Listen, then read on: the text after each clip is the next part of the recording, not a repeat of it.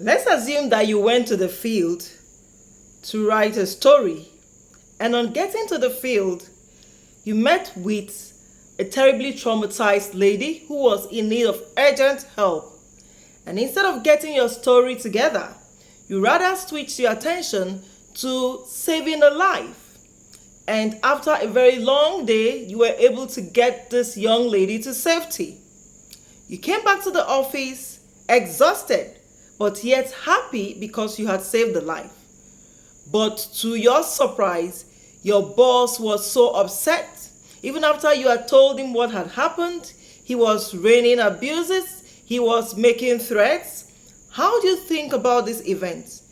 Do you immediately think, oh, it's my fault? I never get to do things right. I'm never smart enough to know what to do. I'm never thoughtful. Why do things always end up this way with me? Or you think, oh well, I think I did my best, and I think saving a life was worth my while. Perhaps it's just the boss having a bad day or something, and you go home and you have a nice evening, and you come back tomorrow happy and ready to work. Or because you thought it was all your fault, you begin to feel terrible. You go home feeling bad, you have a terrible evening, and the next day when you come to work, you begin to avoid the boss. Welcome to the Psychologist NDTV with me, Dr. Blessing and Tamu. And today we are going to be talking about cognitive distortions. Cognitive distortions refers to patterns of thinking that are biased, that are faulty, they are irrational, they are not based on facts, they are inaccurate, and they lead a person to perceive both himself and his environment in a negative and unfavorable light, thereby leading to mental health challenges. Because our thoughts and our beliefs will influence and determine how we feel, and how we feel determines how we behave. So when our thoughts are wrong or faulty or inaccurate, and our beliefs are inaccurate, they could always lead us to feel bad and thereby lead us to take certain behaviors that will make us feel even worse. And so that leads to mental health disruptions. Okay, cognitive distortions are related to mental health disruptions such as depression, such as anxiety disorders, and a host of them. Now, from where do these cognitive distortions arise? They arise from our early childhood experiences, how we interacted with people around us when we were young, and just our social interactions over time. So these experiences that we've had over time organize themselves into these patterns of thoughts, and then when events happen to us, they begin to determine how we think about these events and what we believe about these events. People who have suffered adverse childhood experiences or some traumatic events, or who grew up, who had some faulty attachment styles and all of these will all come together to make them form some faulty cognitive distortions. Now, like I said, cognitive distortions lead to mental health disorders. Now, there are a whole lot of cognitive distortions, and believe me or not, each of us have one or two of these cognitive distortions. Today, we are going to discuss a number of these very common cognitive distortions. And what I would like you to do is, after this time, examine your cognitions, take a thought diary and try to find out what you think, how you think when things happen, so you can identify the cognitive distortions that are related to you, and then you go ahead to challenge them. We're going to talk about how to challenge these cognitive distortions at the end of this video. So now to some of the cognitive distortions that individuals hold. Now, number one of these cognitive distortions is personalizing, and that's one that draws from the example we mentioned earlier. So you think that everything is always about you. When things go wrong, it's always about you. People are talking in a group, they're talking about you. So everything around the world revolves around you. You are the center of activity, the center of attention in the world. And this can lead you to behaving, badly, to lead you to feel bad and then to behave badly. Because just take, for example, the example we had earlier. The boss was upset, maybe because he had a bad day, maybe because he's just not a rational person or a supportive person. Maybe he's selfish or something. It could be anything, could have been anything. But you just think, oh, it's my fault. It's always my fault. That's personalizing. How people react and events that take place in the world are not always about you. Things will happen. It's not always about what you did or who you are. Sometimes things just happen. And it's better if we do not personalize every single thing that happens.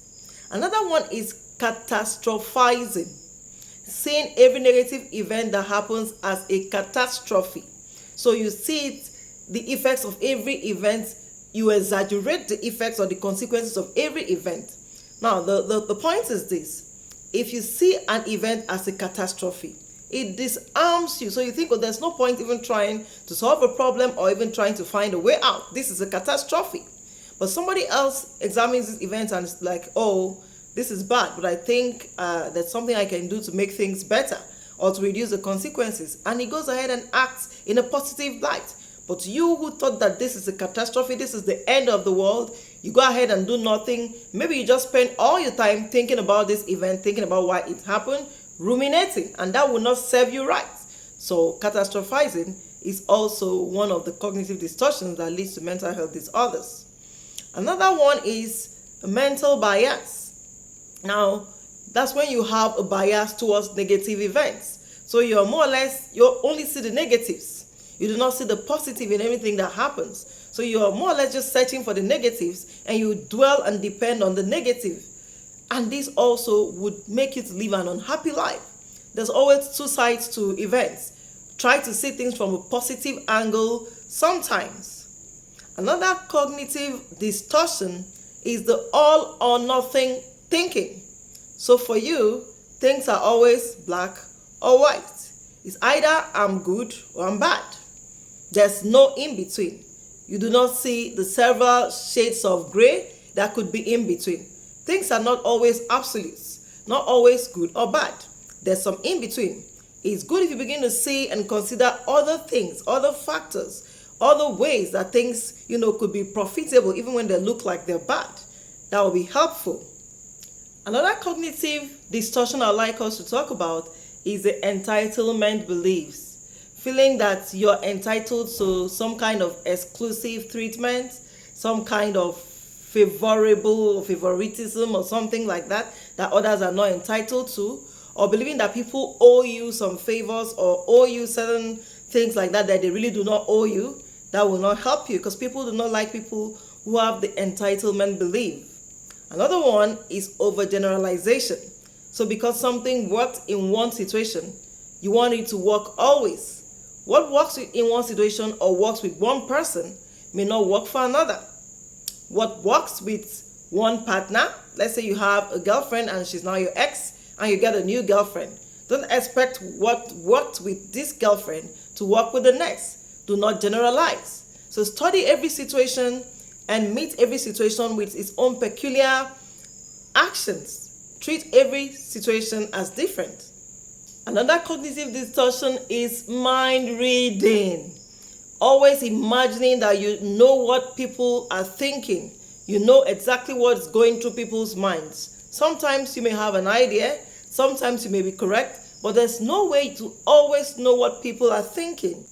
Another one is jumping into conclusions. Fortune telling. Now, predicting the end of events before they even happen. This could lead you to approach these events negatively or inappropriately, and this could lead to trouble. Another one is blaming others. This one we also call having an external locus of control.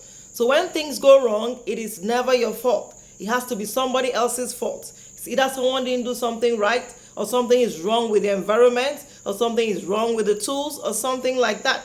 Now, if you never take responsibility for your actions, then you're never going to take actions to change the situation. So when you take responsibility, then you can take action to change the situation. So let's stop blaming others and begin to take responsibility when we are wrong. Another cognitive distortion is cognitive conformity. Seeing things the way people around you see them. So you always conform to what other people around you think, what other people around you do, and this may not always serve you right. Now, how can we change or challenge this cognitive distortion? One of the ways, or the first step in dealing with cognitive distortions, is actually to read yourself. Have you been experiencing generalized anxiety lately? You're always experiencing anxiety, but you can't tie it to a particular thing. It's possible that you're having a number of cognitive distortions and you need to identify them. So you might have to take a thought journal and then consciously identify the cognitive distortions that apply to you. When you have done that, then try to get evidence that supports your pattern of thinking.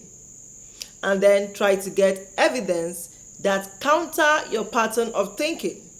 You might ask a number of questions such as, am I exaggerating this? Are things really as bad as I'm making them look? You can ask yourself, is this really about me? Or is there more to it than just myself? You can ask yourself, are there other ways I can look at this? Are there other angles to the story? You can also ask yourself, do I have any evidence to support this belief or this thought? Or ask yourself, if this was a friend in this situation, what would I say to that friend?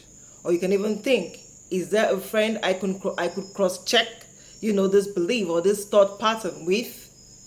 Ask yourself if it is an assumption, or are you blaming yourself unnecessarily? Were things really under or within your control? Questions like these could help you challenge these cognitive distortions, and over time you can begin to change these cognitive distortions. Okay, you might want to see a therapist if you have a lot of cognitive distortions that are disturbing you, and you could use some other therapeutic measures such as positive self-talk over time, having a supportive circle of friends, trying to improve your self-esteem, amongst others. This will also help you to deal with some of these cognitive distortions.